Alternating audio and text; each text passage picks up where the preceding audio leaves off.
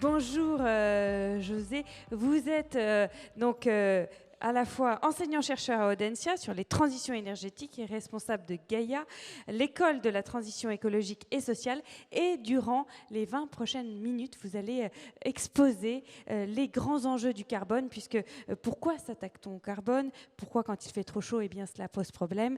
Comment ça se traduit dans les faits? Je vous laisse la parole.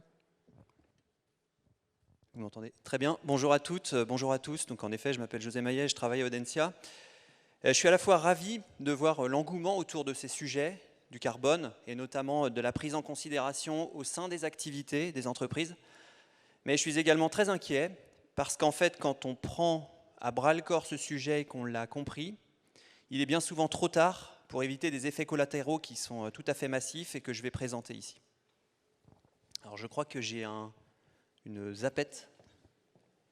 C'est pas un talkie-walkie? C'est ça. Passer en arrière, en avant et pause. Très bien.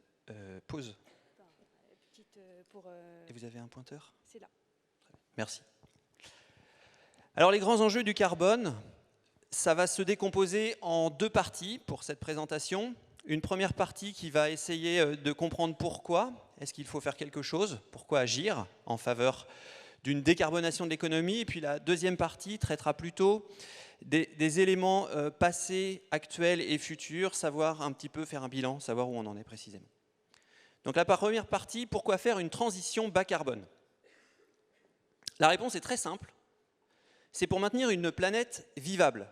Ce n'est absolument pas pour sauver la planète n'en a strictement rien à faire, c'est pour faire en sorte que nous, sur cette planète, nous puissions vivre de manière sereine, apaisée, sans conflit, avec la possibilité de répondre à peu près à toutes les capacités. C'est un concept qui a été déployé par un Nobel d'économie, Amartya Sen. La capacité à vivre librement, à exprimer librement, au-delà de nos besoins, ce qui nous caractérise. Et je vais parler, pour expliquer à quel point c'est important, de la terrible inertie climatique que l'on connaît, mais qui mérite peut-être un petit éclairage. Alors, vous avez un sens commun qui fonctionne de cette manière-là. Nous pensons tous, à peu de choses près, que nous avons une baignoire qui est comme celle-ci. Nous avons des émissions de CO2, ce sont essentiellement des émissions anthropiques, c'est-à-dire que ce sont nous qui, en brûlant les fossiles, libérons du CO2.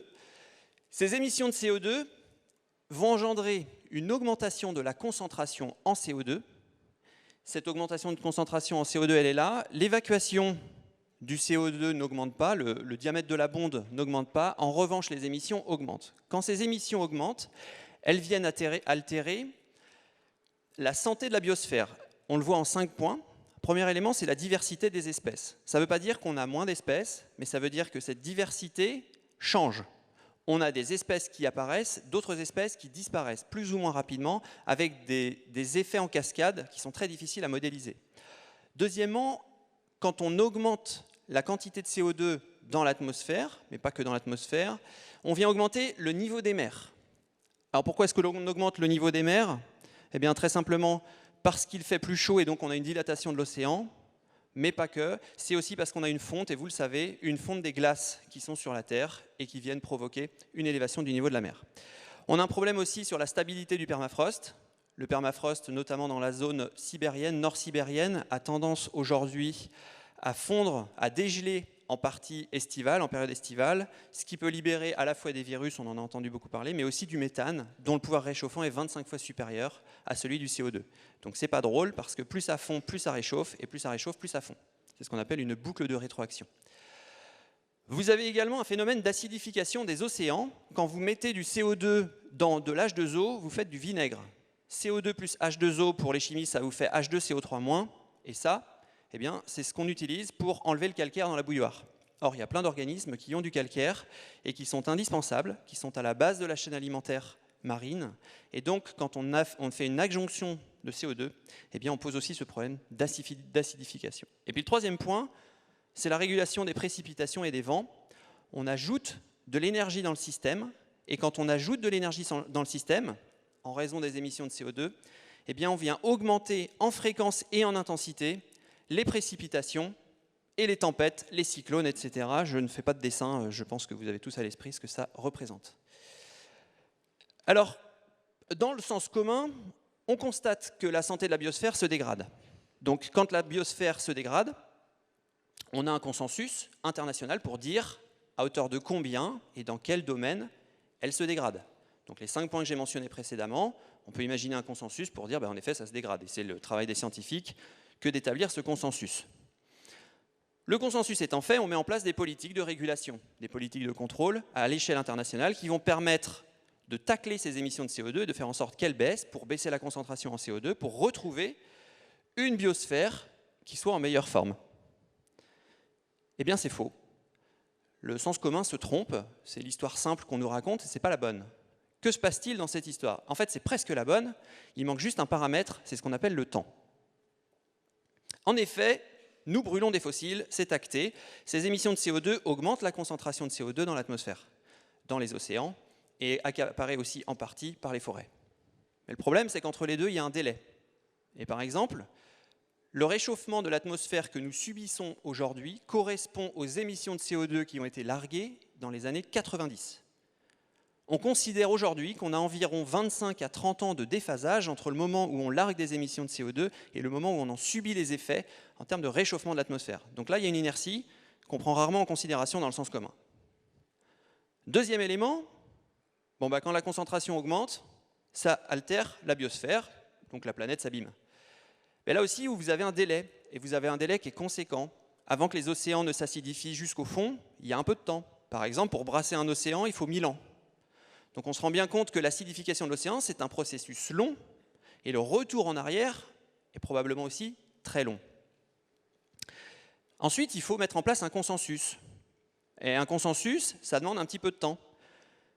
Le protocole de Kyoto, signé en 1997, mis en place à l'échelle internationale en 2005. 18 ans pour arriver à un consensus sur l'état d'avancement du changement climatique et des problèmes afférents. Et puis quand on a un consensus, on est tous d'accord sur le problème, à peu de choses près maintenant, la grande majorité des pays a ratifié le protocole de Kyoto, l'accord de Kyoto, on en arrive à mettre en place des politiques de contrôle. Quel est le délai ici? C'est un très grand point d'interrogation, voire plein de points d'interrogation, puisque ce n'est pas fait aujourd'hui. Et quand bien même on mettrait en place des politiques de contrôle dont c'est bien l'objet, eh bien avant que les émissions de CO2 baissent directement, je parlais tout à l'heure de l'inertie, eh bien là aussi vous avez un délai. Alors quel est le délai entre le moment où on va concrètement baisser les émissions de CO2 et le moment où on va en voir les effets, c'est-à-dire atténuer les effets de réchauffement qui viennent altérer ce changement climatique? Eh bien en gros, il faut compter entre 20 et 80 ans. Ce qui est assez pénible quand on est une start-up, parce que la temporalité à prendre en compte ici, elle n'est pas évidente. Mais quand on est une entreprise, une grande entreprise, qui a plusieurs décennies d'existence, qui est un groupe international, eh bien ces questions commencent à arriver sur la table très sérieusement. Et donc, c'est un sujet à prendre en considération. Et le problème, c'est qu'entre 20 et 80 ans, on a quand même un petit battement qui n'est pas évident à gérer non plus. Donc, comment on fait? Quand l'environnement se dégrade, est-ce qu'on fait une dotation aux amortissements sur notre environnement? Mais quel sera l'environnement à 2050? Puisque les scientifiques eux-mêmes ont déjà beaucoup de mal à le dire, comment je fais moi en tant qu'entreprise pour mettre en place un vrai plan d'amortissement? Alors, quelles sont les conséquences de cette inertie climatique? Eh bien, la première, c'est que quand l'humanité voit le déclin de la santé de la biosphère, il est trop tard pour éviter de sérieux dommages. Et on parle d'1,5 degré, ce qui est déjà presque une utopie. On parle de 2 degrés, on parle de 3 degrés, on parle peut-être de 4 degrés, et même plus à la fin du siècle. On a du mal à savoir, mais on parle de quelque chose qui est assez lourd quand même. Et le deuxième point, c'est que les émissions de CO2 devraient être réduites avant que nous tous ici nous apercevions du problème, ce qui est à peu de choses près impossible, et donc avant que les dommages sur la biosphère soient observés à grande échelle. Alors on ne sait pas très bien ce que représente 5 degrés de plus sur cette planète. On a peu d'historique, il y a très longtemps qu'on a vécu plus 5 degrés. Alors on l'a eu, les dinosaures ont vécu avec plus 12 degrés sur la planète, ça fonctionnait très bien, ils n'étaient pas spécifiquement homéothermes, ils s'adaptaient bien, il n'y avait pas de pelouse mais il y avait des arbres, il y avait des fougères, il y avait plein de choses, ça fonctionnait. En revanche, pour l'espèce humaine, c'est autre chose. Ce qu'on sait, c'est qu'il y a 20 000 ans, à peu près, 15 000 ans, on était en période glaciaire, du reste nous sommes toujours à la fin d'une ère glaciaire, il y avait des humains sur cette planète, il faisait 5 degrés de moins. Qu'est-ce que ça représente 5 degrés de moins sur la planète? Regardons l'Europe ici. Vous aviez entre 2 et 3 km de glace sur la Norvège, ce qui change un peu la géographie. Vous aviez un niveau marin qui était 120 mètres plus bas. L'eau des océans était en grande partie sur Terre sous forme de glace. Je précise que la Manche, sur son point le plus haut, fait 110 mètres de profondeur, donc on pouvait aller à pied en Angleterre. En fait, c'était un seul et même territoire. Frais, il faisait très frais. Et puis, on faisait un petit peu d'humanité ici, dans le bassin méditerranéen.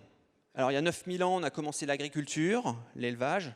Eh bien, c'est ici, dans ce bassin méditerranéen, qu'on a commencé à mettre en place des systèmes agraires parce qu'on avait un climat qui le permettait. Mais en aucun cas, la zone dans laquelle nous sommes ici permettait de faire de l'agriculture. Ça, c'était 5 degrés de moins. Alors, je le disais, on ne sait pas très bien ce que représente 5 degrés de plus. En revanche, ce que l'on sait, c'est que ça commence à secouer sérieusement. Ici, vous avez les évolutions des températures mondiales entre deux périodes, la période 2011-2020 et la période 1951-1980. Donc une décennie comparée année par année en moyenne. C'est bon, en moyenne. Et ici, 30 ans, avec une comparaison sur la moyenne de la période. 2011-2020, plus 4 degrés sur les extrêmes. Donc vous le voyez ici, un peu, et vous le voyez surtout ici, dans les zones extrêmes, entre 2011 et 2020, donc sur la dernière décennie, nous avons eu plus 4 degrés en moyenne par rapport à la période 1950-1980.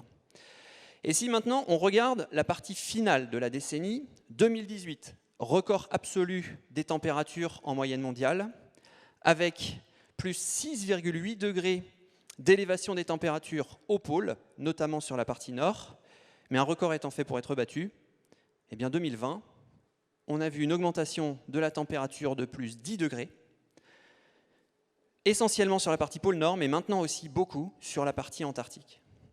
Donc on ne sait pas bien ce que ça représente à long terme, mais on commence quand même à avoir certains effets qui ne sont pas très rassurants. Et puis un dernier point quand même pour situer le décor sur cette terrible inertie. Vous avez ici une modélisation qui a été faite entre Météo France et puis le CNRS. C'est une étude qui a été menée à partir de 2015 et puis on a eu les résultats en 2017 dans un article scientifique. Voici les prévisions de records possibles à 2050. Ça, c'est pas l'horizon 2100, c'est pas les 4 ou 5 degrés 2100, ça c'est juste 2050. Les records que vous avez là, avec parfois jusqu'à plus 13 degrés par rapport à l'existant, semblent complètement surréalistes. Complètement surréaliste. Et pour beaucoup de personnes ici qui travaillent dans l'industrie, on sait ce que ça représente, je pense que vous savez ce que ça représente, c'est-à-dire qu'en fait vous mettez à l'arrêt quasiment tout l'appareil industriel français. Avec des températures comme ça, vous refroidissez rien, vous avez les caténaires qui ne marchent pas, vous avez les forêts qui sont en incendie. Vous êtes là pour gérer des situations de crise qui sont intenables. Donc l'idée qu'à 2100 ce ne soit pas ça mais plus, eh ben, ce n'est pas encore bien modélisé. Mais ce n'est pas rassurant en tout cas. Donc on a discuté un petit peu, je vous ai présenté cette première partie. Maintenant, je vais vous faire l'état des lieux de la transition bas carbone. Où en sommes-nous? Premier point, rappel, historiquement, on l'a vécu. On a très bien vécu dans un monde bas carbone. On a 300 000 ans d'expérience, un peu plus même. Le genre Homo, c'est 2,5 millions d'années. Et Homo sapiens, apparu il y a 300 000 ans, a réussi à vivre, à se développer dans un monde très bas carbone. Il était le champion des énergies renouvelables. Et on l'oublie parfois. Je le rappelle ici en dessin, avant 1850, toute la période dont je viens de parler, eh bien, c'était un monde 100% ENR.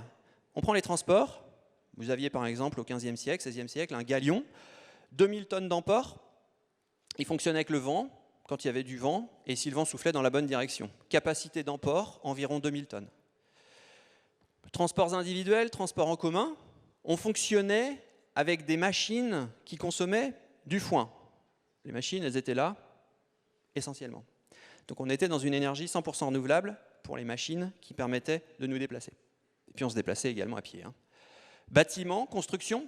Vous avez ici une représentation de la construction de la cathédrale Notre-Dame de Paris, puis en dessous les pyramides d'Égypte. Et bien là aussi, on fonctionnait en énergie 100% renouvelable avec du pain, du vin, éventuellement un petit peu, de la viande quand on pouvait. Et bien c'est comme ça que nous avons construit les cathédrales, que nous avons construit les pyramides d'Égypte, 100% renouvelable. Si on regarde du côté de l'agriculture, eh bien là aussi, vous aviez des chevaux dans les champs, vous aviez des humains, les hommes pour les parties de force et les femmes pour les parties de fauchage, beaucoup. Et ça fonctionnait avec une alimentation au foin et avec l'alimentation humaine de l'autre côté. Alors bien sûr, on avait déjà quelques moulins avec du vent et puis aussi des roues à eau, par exemple, qui permettaient de faire les moutures de farine, mais c'était là aussi de l'énergie renouvelable. Après 1850, eh bien là, on passe dans un monde qui progressivement est allé vers le fossile, et aujourd'hui, nous sommes à 78-80% fossiles dans le mix en énergie primaire. Transport. Mon célèbre galion a été remplacé par un supertanker, par exemple, sorti en 2019. Un supertanker chinois, 230 000 tonnes d'emport, 20 000 conteneurs, c'est quand même pas mal. Il part et il arrive à l'heure, en règle générale. Il part à l'heure, il arrive à l'heure, c'est une bonne nouvelle. Les transports, on est passé du foin au carburant. Là aussi, on voit bien le changement, pas besoin de faire un dessin, je pense que c'est très clair. Les constructions, 200 ans pour construire cette cathédrale en énergie renouvelable. Burj Khalifa, 828 mètres, 2004-2009. 5 ans pour construire cela. Et 0% renouvelable, à peu de choses près. L'agriculture, on est passé de cette agriculture 100% renouvelable à une agriculture mécanisée avec des systèmes d'irrigation, des pompes et des machines qui permettent aujourd'hui d'avoir une agriculture tout à fait performante, significativement plus performante, efficiente, c'est pas certain, surtout si on regarde l'enjeu du carbone. Alors pourquoi ? Je passerai rapidement sur cette partie, mais je répondrai simplement en disant pourquoi, parce que c'est pratique. C'est concentré, vous avez une quantité formidable d'énergie qui est contenue dans un bidon d'essence ou de gaz, une bouteille de gaz. Elles sont permanentes, pas besoin de se reposer, pas besoin d'attendre quoi que ce soit pour faire en sorte de les solliciter. Vous avez besoin de partir, de vous déplacer, vous prenez la voiture, elle fonctionne. Et elles ne sont pas en compétition, c'est-à-dire que les énergies fossiles que l'on utilise aujourd'hui sont dans le sous-sol, alors que nous vivons à la surface, donc elles n'accaparent pas les surfaces agricoles. Et puis du reste, nous ne consommons pas de carburant, ce sont les machines qui consomment du carburant. Donc pour nous, en tant qu'humains, il n'y a pas de compétition. Alors exemple très rapide, les 4 chevaux qui sont ici correspondent exactement à ce petit scooter de 3500 kW. Le petit scooter qui est ici a la capacité de traction d'une calèche, ça semble étonnant, mais c'est exactement ce qui se passe, et il peut le faire quand on veut, il est permanent, il n'y a pas d'intermittence, il n'y a pas besoin de se reposer. Ici, vous avez 2 chevaux qui sont en train de tirer une charrue. Eh bien, pour avoir l'équivalent de ces 2 chevaux plus un humain et demi, j'ai essayé de trouver un motoculteur de petite puissance, mais ça n'existe pas. Il n'y a pas un motoculteur qui fait moins de 6 chevaux. Donc en fait, j'ai été obligé de trouver une motobineuse. Vous voyez là, vous avez une motobineuse qui permet d'avoir l'équivalent de ce qu'on a là. Et puis enfin, la dernière chose, c'est le galion dont je parlais tout à l'heure. C'est 1200 mètres carrés de surface de voile. Quand il est à pleine puissance, au portant, avec le vent qui va bien, eh bien, il arrive à développer la puissance équivalente à ce gros moteur de Belém qui est situé sur à peu près 2 palettes. Alors bien sûr, il faut un réservoir à côté, mais on comprend quand même l'intérêt. Il n'y a pas d'intermittence, on n'a pas besoin d'avoir le vent dans la bonne direction et suffisamment fort. Et donc c'est très pratique, encore une fois. Alors où en sommes-nous sur la transition énergétique ? Vous avez ici les progrès jusqu'à, donc ça c'est tiré de 2020 jusqu'à 2019, donc avant période Covid. Charbon, pétrole, gaz et renouvelable. Donc la transition énergétique aujourd'hui, elle n'existe pas. On est dans une addition énergétique très évidente. On pourrait peut-être même dire aussi une forme d'addiction énergétique quand on voit la consommation absolument incroyable. Et ce qu'on constate, c'est que 3 décennies ont été strictement perdues sur le plan du carbone, puisque la quantité de carbone contenue par unité d'énergie est la même qu'en 1990. 3 décennies. Ici, vous avez la consommation en moyenne mondiale. Donc j'ai repris toutes les énergies. Ça, c'est un graphique qui est bien connu. Il m'a tellement fait bondir que je l'ai repris. Donc je me suis amusé à faire des tableaux Excel avec les données du FMI. Et effectivement, ça colle. Et j'ai été obligé de mettre en fluo là-haut la part des énergies renouvelables, tellement elles sont infimes, et vous le voyez ici. 2 diapositives pour conclure. La première, c'est celle-ci. L'empreinte carbone moyenne d'un Français, aujourd'hui, c'est 9 tonnes 9. On a baissé de près d'1 tonne, donc il y a des progrès qui ont été faits depuis ce graphique 2017 qui était sorti après l'accord de Paris. Néanmoins, l'accord de Paris, c'est là. C'est 2 tonnes. 2 tonnes en moyenne mondiale. On peut accepter des inégalités à l'échelle internationale en se disant que certains pays émettront plus que d'autres. Ça n'empêche que ça pose quand même question. Et les émissions de CO2 de la France, c'est 0,9% des émissions de CO2 mondiales. Donc on peut travailler sur la dimension nationale, mais ça ne résoudra pas tout. Et je conclurai avec cette diapositive qui s'appelle le triangle de l'inaction. Le triangle de l'inaction, c'est ce qui nous pose la plupart du temps problème pour avancer. Vous avez 3 acteurs, une société civile, des individus, des consommateurs, c'est ceux qui sont en haut ici, qui se disent moi je ne vais pas acheter des produits écolos, sachant qu'il n'y a pas d'offres, les entreprises ne font pas d'offres, et en plus l'État ne fait aucun effort. Moi je veux isoler mon bâtiment, je suis un peu trop riche, j'y ai pas droit, etc. Donc je ne bouge pas. Les entreprises qui sont ici se disent moi j'ai pas d'incitation de l'État, donc je ne vois pas pourquoi je devrais faire tous les efforts, sachant que ça va me coûter et que je vais y perdre dans cette histoire, puisque j'ai pas d'appui. Puis en plus les consommateurs, eux, ce qui les motive, c'est le prix.